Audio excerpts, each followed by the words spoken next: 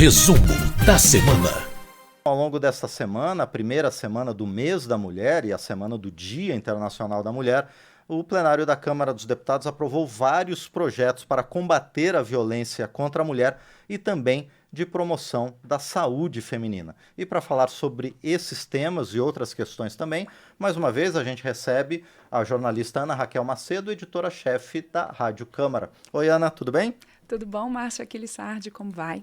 Tudo certinho, tudo perfeito. Uma semana bastante produtiva com muitos projetos, 7 projetos, basicamente indicados, não é, Ana, pela bancada feminina, nessas duas áreas que eu falei aqui no começo, violência contra a mulher e também saúde, não é isso? Isso mesmo, Márcio. A gente tem tradicionalmente na semana do Dia Internacional da Mulher, Dia Internacional da Mulher comemorado aí no dia 8 de março, algumas propostas indicadas pela bancada feminina para serem priorizadas nas votações aqui na Câmara dos Deputados. E assim foi feito ao longo dessa semana. Entre essas 7 propostas aprovadas, na área de saúde, Márcio, eu destaco aí que foram 2 principalmente. Uma delas prevê a substituição da prótese mamária, no caso aí de pacientes com câncer que precisaram fazer reconstituição mamária, e que se por algum motivo essa prótese dê um problema, que ela possa fazer a substituição dessa prótese mamária, tanto pela rede privada quanto pelo SUS, o Sistema Único de Saúde. Hoje, as pacientes com câncer que precisam passar por essa mutilação, justamente para salvar suas vidas, para poder tirar ali o câncer, elas têm direito já à reconstituição mamária por meio de uma prótese. Mas, às vezes, infelizmente, essa prótese dá problema e é preciso fazer essa substituição. E isso hoje não está claro na legislação, por isso a aprovação dessa proposta é super importante.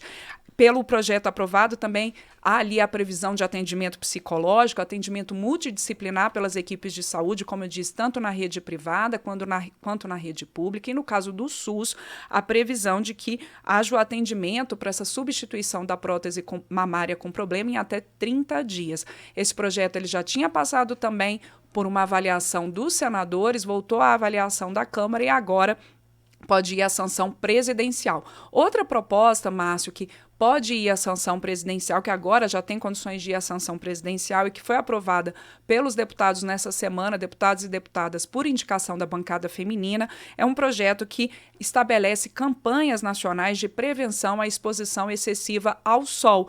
Claro, essa é uma questão de saúde que não atinge apenas as mulheres, atinge também a população como um todo, os homens também, e a necessidade, então, de você ter essas campanhas preventivas, da importância de você se proteger dos efeitos nocivos da exposição excessiva ao sol, principalmente naqueles horários mais problemáticos. A gente sempre fala no verão, né, de 10 da manhã às 4 da tarde, mas não só isso, de você ter acesso, a população como um todo, ter acesso facilitado a protetores solares, a bloqueadores solares. E esses produtos, por essa proposta aprovada, podem, inclusive, ter ali isenções fiscais, deduções de impostos, né, há essa previsão, essa possibilidade, para que justamente os protetores solares possam ter um acesso facilitado a eles para toda a população. E também, como eu disse, um projeto prevendo aí essa campanha nacional de prevenção à exposição excessiva ao sol. Essa proposta também, como eu disse, vai à sanção presidencial. Bom, muito bem. E a gente teve também um projeto que tem a ver sobre saúde, mas também sobre violência, né? A violência que as mulheres enfrentam onde menos deveriam enfrentar, não é, Ana Raquel? Pois é, Márcio, que triste isso, né?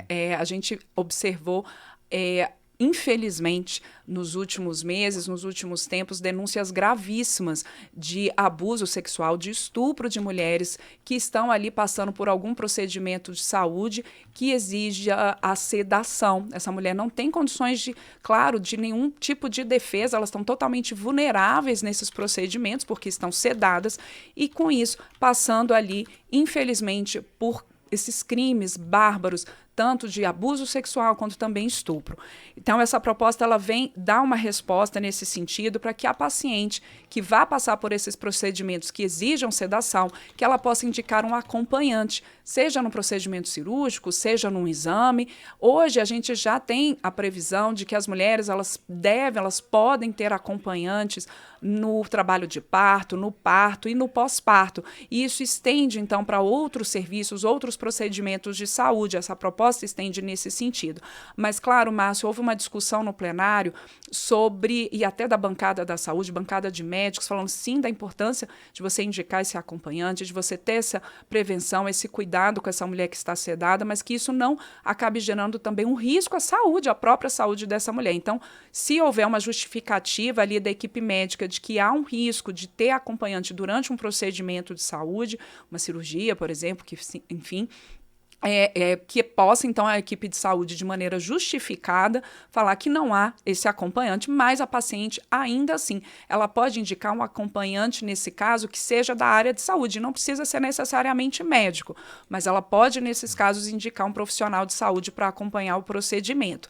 Também está previsto nessa proposta aprovada que, se eventualmente o acompanhante indicado pela mulher não chegue a tempo do procedimento e se isso gerar algum tipo de problema ali no serviço de saúde ou mesmo para a saúde da mulher, que também o procedimento pode ser iniciado sem esse acompanhante ter chegado ali. Então, claro, a gente sabe que no serviço de saúde o importante é a saúde da mulher, essa prevenção a esses casos ela é importantíssima.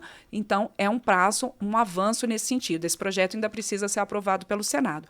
E nessa área, Márcio, de segurança, de prevenção, outras propostas, além dessa, outras 4 propostas foram aprovadas pelos deputados por indicação da bancada feminina, deputados e deputados. Uma delas é a medida provisória 1140 de 2022, que ela cria um programa de prevenção ao assédio e violência sexual em órgãos públicos federais, estaduais, municipais, em escolas de ensino médio, universidades, empresas que prestem serviço ao público, que você tem, então, um quadro amplo de prevenção a esses casos. Houve uma discussão no plenário, um debate sobre se a medida provisória, no caso como ela veio, né, do Executivo, se esse programa de prevenção à violência deveria se estender também aos alunos do ensino fundamental. Acabou isso sendo retirado do texto, mas sem excluir os profissionais da educação do treinamento necessário para esses casos e para a prevenção, porque os profissionais de educação que têm contato tão próximo ali com as crianças e os adolescentes, que eles possam ter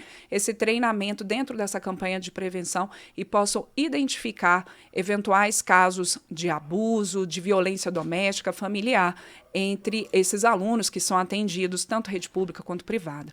Essa proposta também ainda vai ao Senado. Outro projeto aprovado, importante, foi a criação de um crime, o crime de extorsão sexual, que é quando se cobram favores sexuais em troca de uma obrigação funcional. Esse crime, em inglês, né, ficou conhecido como sextortion, e agora sendo incluído na legislação brasileira para prevenir esses tipos de caso. Por exemplo, algum funcionário público que cobre um favor sexual de uma mulher para poder ter atendido um direito dela. Algumas deputadas colocaram em plenário quase como uma corrupção sexual.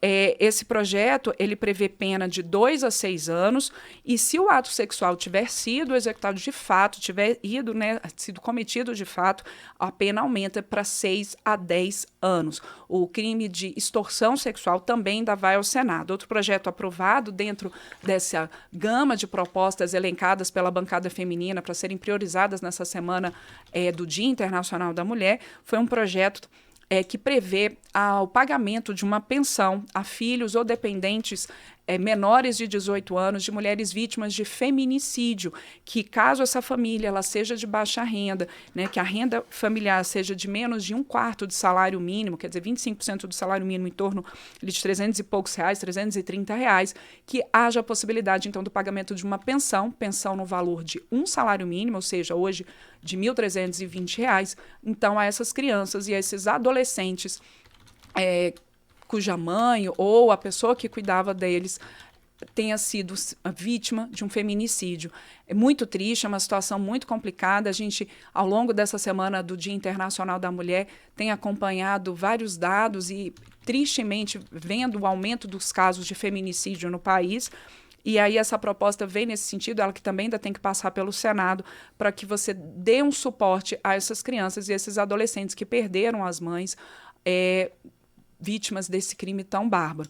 Por fim, Márcio, os deputados e deputadas aprovaram a criação, um projeto que prevê a criação de um selo Empresa Amiga da Mulher, que, entre outras questões, essa empresa vai ser considerada dessa forma se ela tiver pelo menos 2% do seu quadro de funcionários composto por mulheres que sejam vítimas de violência doméstica e familiar, que essas empresas também contem com políticas de equiparação de salários de homens e mulheres que ocupem os mesmos cargos, que também tenha políticas de ampliação de cargos diretivos, cargos de gestores ocupados por mulheres, e aí esse selo empresa amiga da mulher, isso, por exemplo, pode se tornar um critério de desempate entre as empresas em licitações públicas. Então, além de estar uma valorização para essa empresa, também ela tem alguns benefícios nesse sentido. Esse projeto, igualmente, precisa ainda passar pelos senadores. Fechando aqui, então, foram 7 propostas aprovadas pelos deputados e deputadas nessa semana por indicação da bancada feminina. Bom, foram esses projetos, mas não foi só o que a Câmara dos Deputados, deputadas e deputados, fizeram em celebração ao dia 8 de março. Né? A gente teve, todo ano, né, tem essa campanha Março Mulher e a gente já tem as primeiras atividades dessa campanha, não é, Ana? Isso. A gente teve a abertura oficial da campanha Março Mulher pela bancada feminina, a Secretaria da Mulher da Câmara, com vários eventos previstos ao longo do mês, não só nessa semana do Dia Internacional da Mulher, e a gente teve uma sessão solene no plenário da Câmara dedicada ao Dia Internacional da Mulher, com muitas parlamentares falando, parlamentares de matizes ideológicos diferentes, de partidos diferentes, não só as deputadas, mas também deputados, e todos colocando a importância, seja uma deputada mais à esquerda, ou mais à direita, mais conservadora, ou mais de um espectro progressista, mas muitas em sintonia e concordando, Márcio, da importância de se combater a violência contra a mulher, se combater o feminicídio, de você buscar políticas que dêem igualdade de condições às mulheres no acesso ao mercado de trabalho, acesso a cargos diretivos, acesso à própria política. A gente teve nessa legislatura, a gente começa nessa legislatura que começou em fevereiro, é a legislatura que tem a maior bancada feminina da história. A gente teve a eleição de 91 parlamentares. A gente tinha antes, na última legislatura, foram 77 deputadas eleitas, para essa 91. Atualmente tem 87 ocupando o cargo. E por que isso? Porque das 91 deputadas eleitas, uma renunciou ao mandato para poder ocupar um cargo, para poder ocupar uma vaga no Tribunal de Contas do Piauí, que foi a ex-deputada Rejane Dias, e outras 6 parlamentares eleitas, deputadas, se licenciaram do mandato para ocupar secretarias estaduais, nos governos estaduais que também tiveram início nesse ano. Mas, de toda forma, essas 87 deputadas que compõem atualmente a bancada feminina já são uma bancada histórica. A gente sabe, Márcio, que ainda está aquém do que todo mundo quer e deseja, que possa haver cada vez mais mulheres na política, mas a gente sabe também que é uma vitória importante ter esse crescimento contínuo da bancada feminina. Bom, e esse é um tema que, independentemente do Dia Internacional da Mulher, está em constante debate, não só na Câmara, mas também na academia e na sociedade em geral.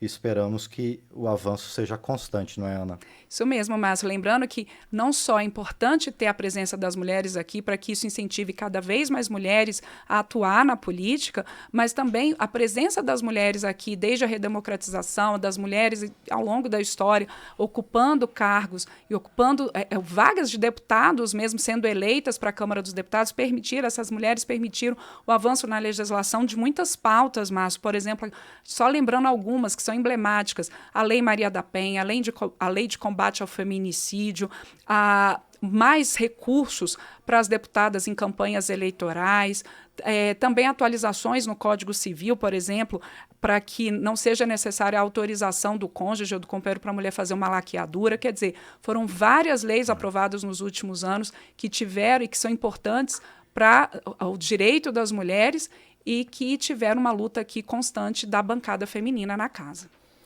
Muito bem, e na semana que vem a gente vai continuar sobre esse assunto, porque projetos indicados pela bancada feminina vão continuar a ser votados no plenário da Câmara, e a gente conta com a jornalista Ana Raquel Macedo. Por enquanto, obrigado, Ana, até semana que vem.